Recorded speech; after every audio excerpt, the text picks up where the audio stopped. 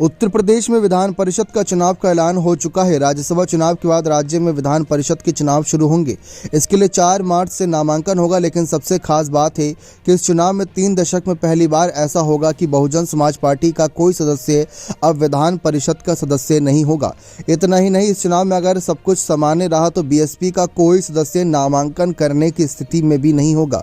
शायद बहुजन समाज पार्टी की सुप्रीमो मायावती ने यह बात सपने में भी नहीं सोची होगी कि ऐसे पड़ाव पर उनके नेतृत्व में पार्टी आ खड़ी होगी कि पार्टी के किसी सदस्य को नामांकन की कोई आवश्यकता ही नहीं पड़ेगी, क्योंकि सामान्य रहा तो। दरअसल विधान परिषद की 13 सीटों के लिए राज्य में चुनाव होंगे। मौजूदा वक्त में 399 विधायक हैं। ऐसी स्थिति में एक उम्मीदवार को जीतने के लिए 29 वोट चाहिए होंगे, जबकि नामांकन करने के लिए 10 विधायक प्रस्तावक के तौर पर चाहिए होंगे।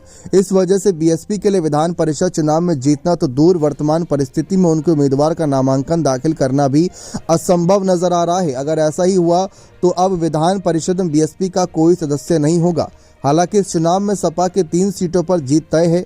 अभी वर्तमान में पार्टी के 108 विधायक और 2 कांग्रेस के विधायकों का समर्थन मिलने की पूरी संभावना है।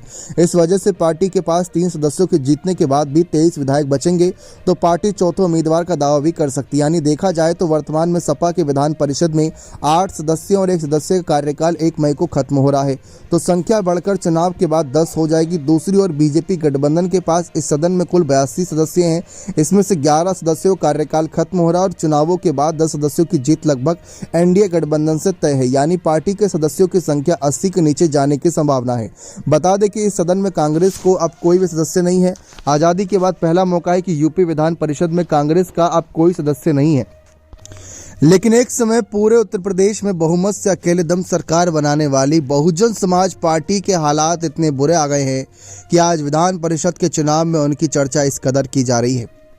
क्या आपको लगता है कि मायावती का नेतृत्व बदला जाना चाहिए? क्या बहुजन समाज पार्टी अब सचमुच उस पड़ाव पर खड़ी हो गई जहां पर बड़ा बदलाव मांग रही है? क्योंकि मायावती के फैसलों से पार्टी को इतना नुकसान जो हुआ, कहा जा सकता है कि मायावती के फैसलों से ही पार्टी अकेले दम से उत्तर प्रदेश में सरकार बनाने में कामयाब हुई। लेकिन मायावती के फैसले से आज एक ऐसा मौका बन रहा है जब नामांकन करने तक की चर्चा हो रही है कि कर भी पाएंगे कि नहीं। बने रहे चैनल के साथ। बहुत बहुत धन्यवाद।